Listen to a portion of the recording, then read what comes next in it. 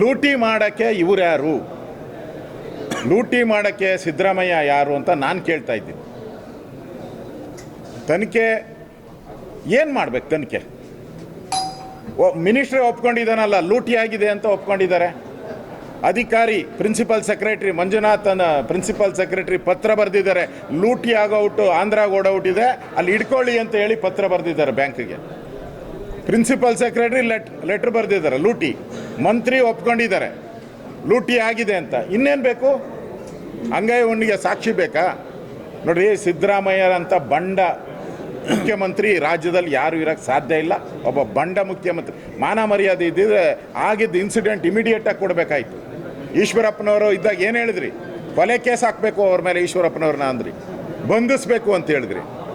ಈಗ ಯಾಕೆ ಕೊಲೆ ಕೇಸ್ ಆಗ್ತಾ ಇಲ್ಲ ಅವ್ರ ಮೇಲೆ? ಈಗ ಯಾಕೆ ಬಂಧಿಸ್ತಾ ಇಲ್ಲ? ಇದೆಲ್ಲ ನಿಮ್ಮ ಷಡ್ಯಂತ್ರ. ನನಗನ್ಸ್ತತೆ ನಾಗೇಂದ್ರ ಅದರಲ್ಲಿ ಅವನೊಂದು 10% ಇರ್ಬೋದು ಅಷ್ಟೇ. 187 ಕೋಟಿಯಲ್ಲಿ ನಾಗೇಂದ್ರಂದು 10% ಕಮಿಷನ್ ಅಷ್ಟೇ. ಇನ್ನು ಉಳಿದದ್ದು 90% ಎಲ್ಲರೂ ಅಲಿಬಾಬಾ ಈ 34 ಜನ ಕಳ್ಳರು ಹಂಚ್ಕೊಂಡಿದ್ದಾರೆ. ಇದು ಎಲ್ಲ ಪರ್ಸೆಂಟೇಜ್ 10% ಅಷ್ಟೇ ನಾಗೇಂದ್ರ. ಉಳಿದ 92% ಇಲ್ಲಿಂದ ಡೆಲ್ಲಿವರೆಗೂ ಸೋನಿಯಾ ಗಾಂಧಿ ರಾಹುಲ್ ಗಾಂಧಿವರೆಗೂ ATM ಮುಖಾಂತರ ಹೋಗಿದೆ.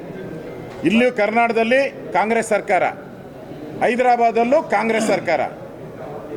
ಬೇರೆ ಕಡೆ ಕಳಿಸ್ಬೋದಾಯ್ತಲ್ಲ. ಮಹಾರಾಷ್ಟ್ರಕ್ಕೆ ಯಾಕೆ ಕಳಿಸಿಲ್ಲ ಇವರು? ಯಾಕೆ ಕಳಿಸಿಲ್ಲ? ಕೇರಳಗೆ ಯಾಕೆ ಕಳಿಸಿಲ್ಲ? ಮಧ್ಯಪ್ರದೇಶಕ್ಕೆ ಯಾಕೆ ಕಳಿಸಿಲ್ಲ? ಇಲ್ಲೂ ಕಾಂಗ್ರೆಸ್ಸು, ಅಲ್ಲೂ ಕಾಂಗ್ರೆಸ್ಸು.